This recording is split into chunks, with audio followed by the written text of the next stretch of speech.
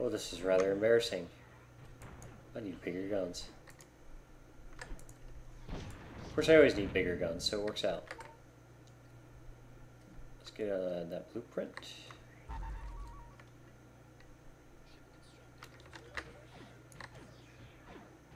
Got even bigger. At least these guys are easier to hit. It's probably end up going better. And they're firing cannons, so I can dodge a little. Poorly.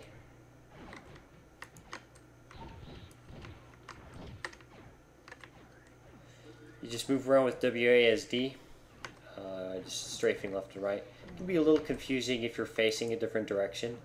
Like if I'm on this side, A goes that way, so it's reversed from your perspective, though the ship is still the same. It takes getting used to sometimes, unless you're good at thinking like a mirror.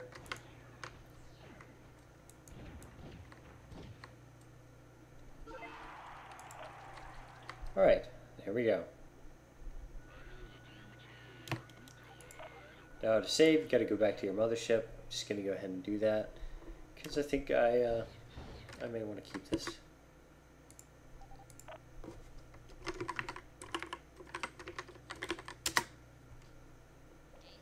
We will load a random,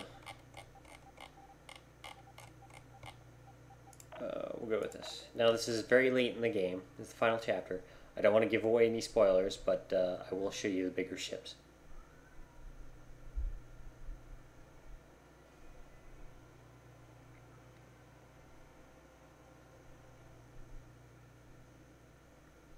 As I said, the one loading screen is when you load or start the game. It makes it a little annoying if you've got to reload a save because you're just failing in a mission over and over again. And it's one of those story missions where you have to win to continue playing. That's the only disadvantage of the everything loads on load, because it makes it very slow to reload a save. But otherwise, other than that one problem, it's a great system.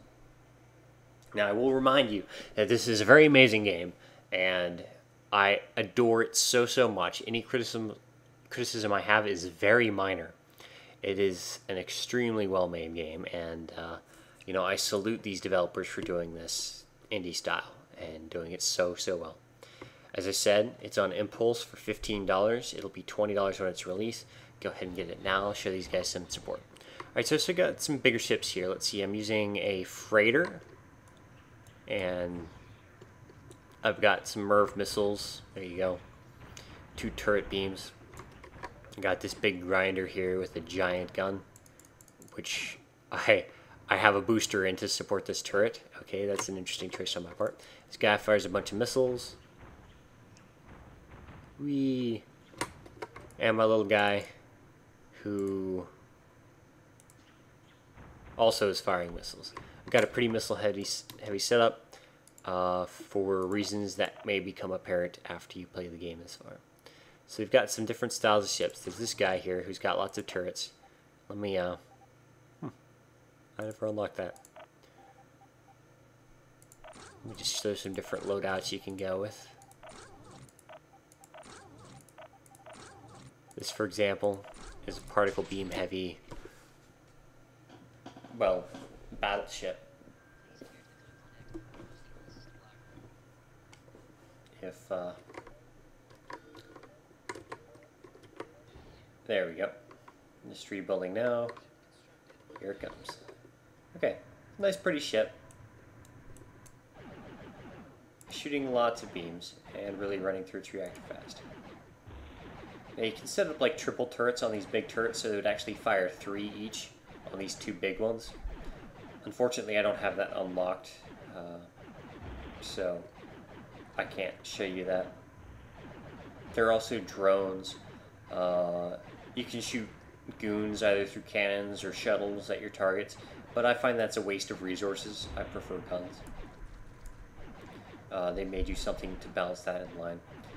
But let me just show you some quick combat. Let me switch my loadout to something carrier. These are MIRV missiles that I'm loading. they're a little insane in the fact that they fire lots and lots of missiles. I'll go with some launcher boosters. Was that shield? Yes, shield boosters. I will keep one beam mount on that turret. I'll have some drones. You can customize your ships in lots of different ways, and no outfitting is the correct one. There's a bunch of different styles depending on what you prefer, what the situation calls for, and what you've researched. Like, I've really gone up missile trees on my research. See, that's a 10. Nothing else is quite up there except my shields. So that's why I tend to concentrate on missile ships. And here's the carrier. You see my little drones flying around. And here go those MIRV launchers with a flurry of missiles. So let me just quick go somewhere. Try not to... Okay, I have to defend my mothership for this jump.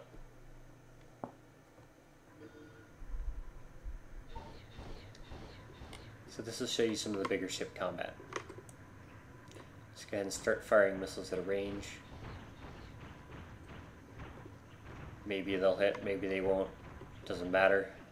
I'm getting a little frame rate lag. It's probably because I'm running fraps while trying to do this. I haven't had an issue with that otherwise. Despite the large number of missiles I regularly shoot around. It is severely cutting my frame rate. I'm down to about 10 to 15. And that's not ideal. It's kind of unfortunate that it's doing this. But you shouldn't have that problem running in the game itself. This would be an issue with running fraps while you play. So most of these guys are getting killed before they're even getting in range. So let me go down here to this guy. Got my big turret there, but not nearly the range on it. Oh, get there and he dies. That's the absurdity of these spread missiles going right now.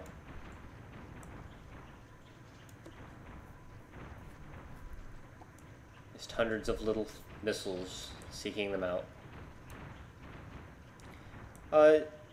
This style of play is really not that engrossing, because all I'm just doing is flying around holding the right mouse button to fire missiles. And that's more my fault for the outfitting on this than the game design fault. And you may see some changes for the missile style of play in some upcoming patches. I'm thinking they'll want to adjust them some, but I'm not sure. I'm not one of the developers.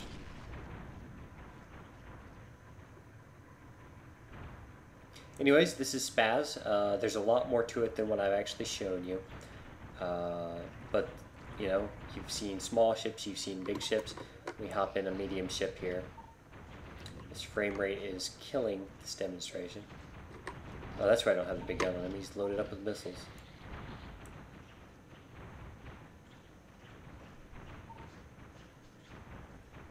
I'm fighting zombies, but I'm not going to tell you much about how they work, so you can be surprised when you go buy this game. If you didn't catch the hint there, there was a hint there. Go buy this game.